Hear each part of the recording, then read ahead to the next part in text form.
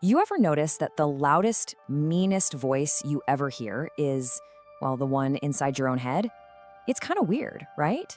So, we're going to unpack the surprising psychology behind why you're your own worst critic. And here's the kicker, why that might actually be a good thing. Yeah, let's just put it right out there. Why do we just beat ourselves up over the tiniest little mistake?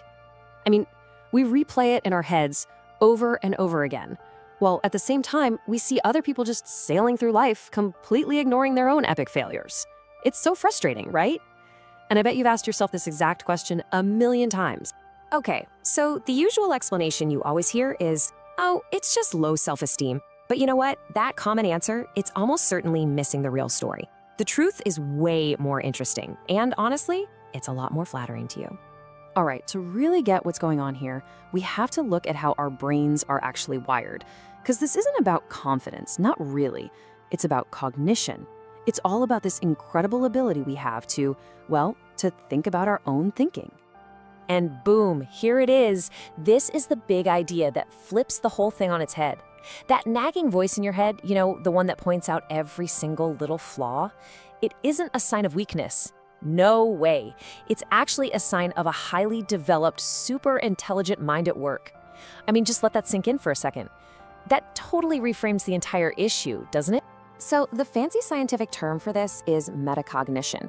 The best way to think about it is like your brain has this ability to get a bird's eye view of itself, you know, to analyze its own performance, to understand its own little quirks and processes, and to spot its own blind spots. It's really the foundation of all self-awareness and, you know, self-correction.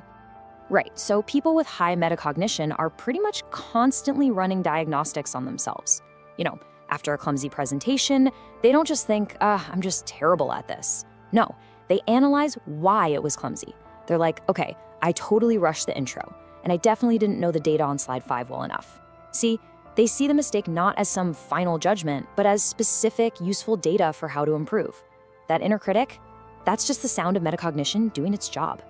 Okay, now to really appreciate the power of metacognition, it's super helpful to look at its complete and total opposite.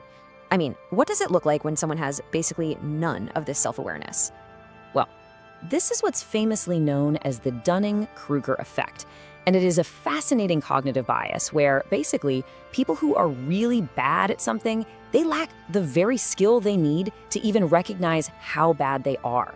They are, in a very real sense, completely blind to their own flaws, which, of course, leads them to be wildly overconfident. And this slide just lays it out so perfectly. It illustrates the two extremes. On one side, you've got high awareness. You see your flaws, you're laser focused on growth, and that internal critique is the very tool that pushes you forward. Then on the other side, you have low awareness, totally blind to flaws, massively overestimating your own ability, and completely deaf to any kind of criticism. So let me ask you, which side would you rather be on? I mean, really, the ability to critique yourself is what separates the expert from the amateur, every single time. Okay, so we get the why now, right? You're self-critical because you're intelligent and you're self-aware. Awesome. But that doesn't really make it feel any better in the moment, does it? So the key isn't to silence that critic. The key is to turn it into your greatest ally. It's about learning the difference between useful, constructive analysis and just useless self-attack. This right here is the fundamental shift in how you gotta look at this. Your inner critic isn't your enemy. It is not there to tear you down. Think of it as a precision-engineered, high-performance tool that your brain is using to pinpoint opportunities for improvement. You just have to learn how to wield it correctly. And here's exactly how you do it. Just 3 simple steps. First, just notice the thought. Don't fight it, don't argue with it, just observe it. Like, there's that critical voice again. Easy. Second, analyze it. Be a detective, get curious. Your job is to separate the signal from all that noisy emotion. Ask it, okay, what useful data is in this thought? Is there a specific, actionable thing I can improve? This is how you filter out the unhelpful drama and isolate the good stuff, the constructive insight. And then third, you act. You take that specific insight and you use it to get better. And just like that, you transform the painful sting of criticism into a focused plan for growth. So if there's one thing you take away from all this, let it be this. Your capacity for self-criticism, your incredible ability to see exactly where you fall short, is not a character flaw. It is a cognitive superpower. It's the very engine of personal growth and mastery. So from now on, the next time that nagging little voice pops up in your head, don't push it away. Recognize it for what it truly is, a sign that you have the rare and powerful ability to see yourself clearly.